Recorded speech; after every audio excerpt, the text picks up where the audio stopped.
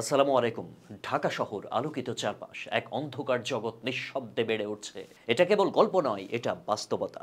এটা আমার দেখা, আমার শোনা একজন বড় ভাইয়ের মুখ থেকে পাওয়া নির্মম এক সত্য। ভাইয়া থাকতেন বসুন্ধরায়, চেহারায় তেজ, কথায় বুদ্ধিমত্তা।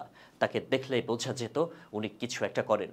প্রতিদিন নতুন গাড়ি, নতুন জামা কাপড়, আর প্রতিদিন এক একটা নতুন মেয়ে। একদিন জিজ্ঞাসা করছিলাম, ভাইয়া আপনি আসলে করেনটা কি? উনি হেসে বললেন, ব্যবসা করি। তবে ওটা তোমার জানার দরকার নেই। আরেকদিন সাহস করে বললাম, আপনার সঙ্গে এত মেয়েরা থাকে কেন? উনি শান্তভাবে বললেন, তারা আমার বন্ধু নয়, তারা আমার অধীনে কাজ করে। কাজ? কেমন কাজ? ভাইয়ার কাজ। ঢাকার বিভিন্ন বিশ্ববিদ্যালয়ের কিছু মেয়েকে নিয়ে সিন্ডিকেট গড়া, যেখানে সুন্দর মুখ আর আর্থিক সহায়তাকে ব্যবহার করা হয় টাকা কামানোর হাতিয়ার হিসেবে। এই মেয়েরা কেউ ইচ্ছায়, কেউ বাধ্য হয়ে শরীর বিক্রি করে।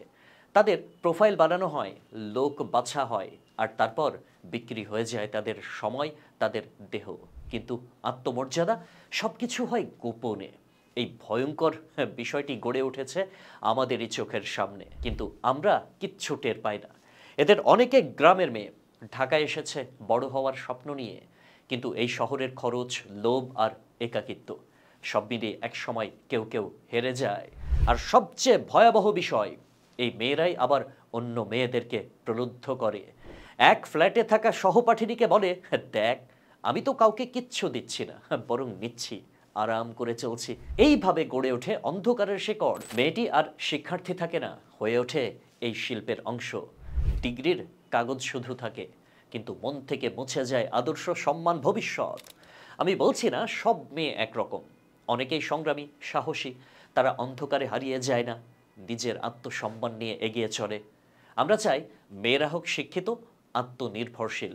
কিন্তু সেই শিক্ষা যদি দেহকে পণ্য করে তোলে, তবে সেটা স্বাধীনতা নয়, বরং এক নতুন ধরনের দাসত্ব।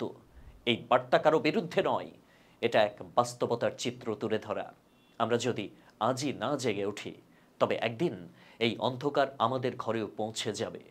নারী মানে মা, বোন, সম্মান। তাদের নিরাপদ রাখতে হলে এই সমাজকে বদলাতে হবে। নারীর ইজ্জত যদি নিজের ইচ্ছায় হারিয়ে ফেলার স্বাধীনতা হয়, তাহলে আমরা এক ভুল স্বাধীনতার পথে হাঁটছি। আল্লাহ হাফেজ।